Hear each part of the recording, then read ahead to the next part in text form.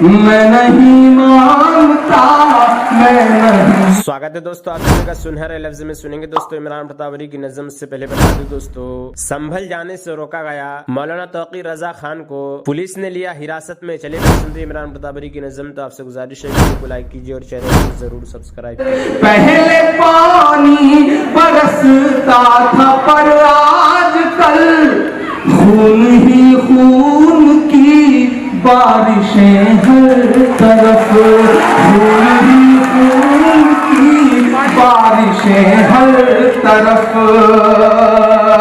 کہ ہم تو لاشوں کا ماتم مناتے رہے، تم سیاسی بساتیں بچھاتے رہے، خون کے قتل غارت کے بازار کو۔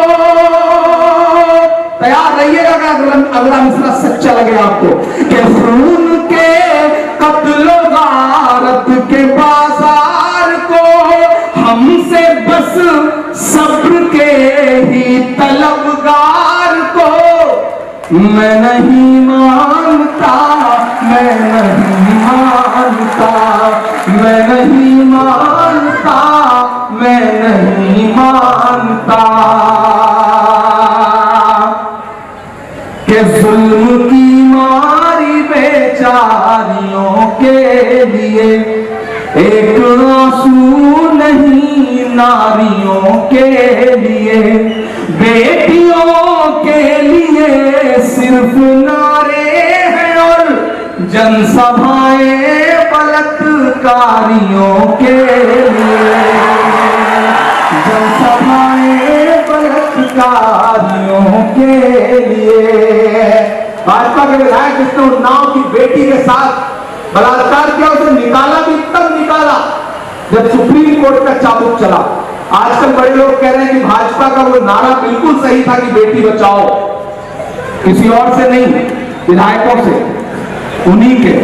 میں یہ مصرع پڑھتا ہوں صاحب، کہ ظلم کی ماری بیچاریوں کے لیے ایک آنسو نہیں ناریوں کے لیے، بیٹیوں کے لیے صرف نعرے ہیں اور جن سبھائیں بلاتکاریوں کے لیے، ایسے لاچار ایسے خطاوار کو، ایسے بے حس کو اور ایسے مردار کو میں نہیں مانتا، میں نہیں مانتا، میں نہیں مانتا، میں نہیں مانتا۔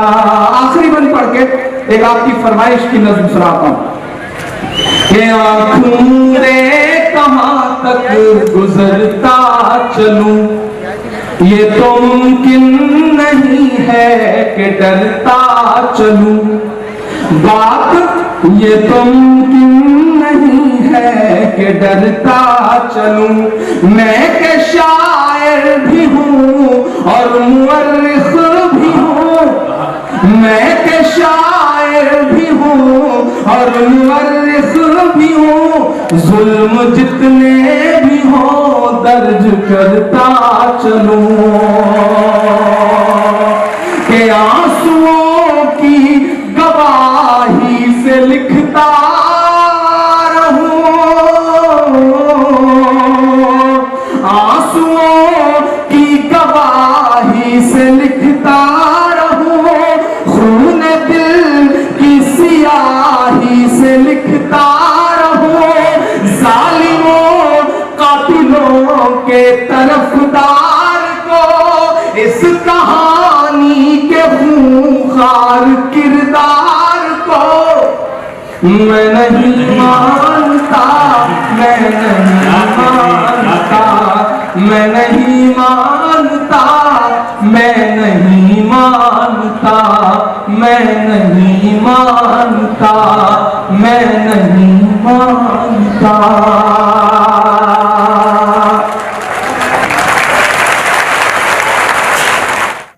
دوستو عمران پرتاپ گڑھی کی نظم سننے کے بعد آپ اپنی رائے میں کیا کہنا چاہتے ہیں وہ نیچے کمنٹ باکس میں ضرور بتائیں۔ حضرت عبداللہ بن مسعود رضی اللہ عنہ روایت کرتے ہیں کہ رسول اللہ صلی اللہ علیہ وسلم نے ارشاد فرمایا، تمہارے کچھ امیر ایسے ہوں گے جو فساد اور بگاڑ کریں گے، لیکن اللہ تعالیٰ ان کے ذریعے جو اصلاح فرمائیں گے وہ اصلاح ان کے بگاڑ سے زیادہ ہوگی۔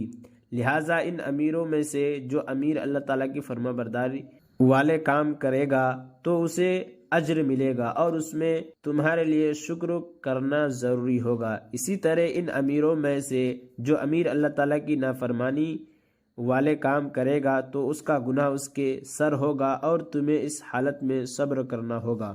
حضرت عوف بن مالک رضی اللہ عنہ روایت کرتے ہیں کہ رسول اللہ صلی اللہ علیہ وسلم نے ارشاد فرمایا، اگر تم چاہو تو میں تمہیں اس عمارت کی حقیقت بتا دوں۔ میں نے بلند آواز سے 3 مرتبہ پوچھا، یا رسول اللہ اس کی کیا حقیقت ہے؟ آپ صلی اللہ علیہ وسلم نے ارشاد فرمایا، اس کا پہلا مرحلہ ملامت ہے، دوسرا مرحلہ ندامت ہے، تیسرا مرحلہ قیامت کے دن عذاب ہے۔